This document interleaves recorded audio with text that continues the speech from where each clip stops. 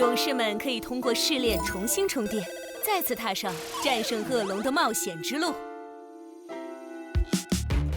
首先要进行的就是灵力试炼。我们现在灵力试炼已经开始。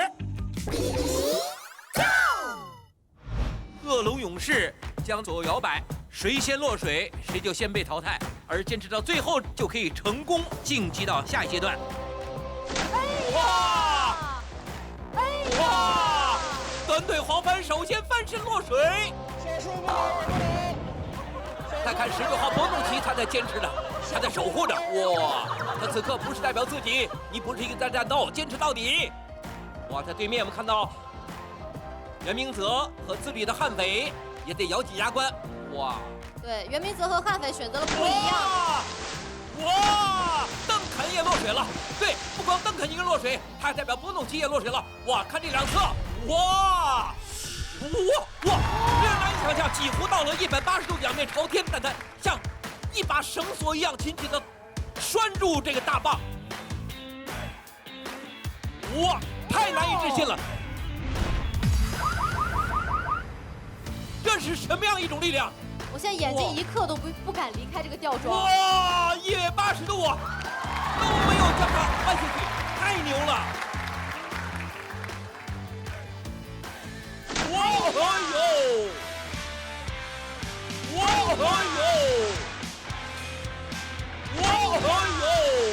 很可惜啊，悍匪落水啦。袁明泽在这轮笑到了最后。恶龙势力一日不亡，勇者试炼永不停息。勇士们，等到带飞了吗 ？AD 加点了吗 ？CD 结束了吗？该出击了，去吧，去争夺最后的复活吧！力量试炼现在开始。好像小马在开头遇到了一些困难，但是没关系，现在已经稳住，成功的抱上了我们的吊装。大家看到两边我们的恶龙守卫在不断的采取干扰，拉着上面摇摆不定这个桩啊，产生较大的幅度。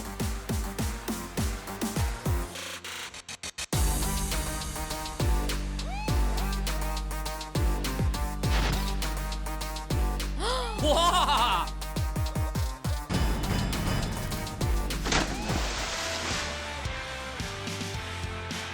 这一跃，那我们先恭喜在第一组力量试炼中获得复活名额的接剑腿毛，恭喜你！好，第二轮的比拼，大家看到是两位男子汉之间的对话，来吧，力量试炼现在开始。哦，都非常稳啊，一步到位。鲁大能上来以后就采取一个侧身上位法啊，让我们摄影师拍得更加的清晰。从这个角度来看，他腿儿比较大，重量比较足啊。好，我们看到恶龙守卫采取干扰战术。哇，我发现恶龙守卫他对鲁大能这个好像影响丝毫不是很大哈。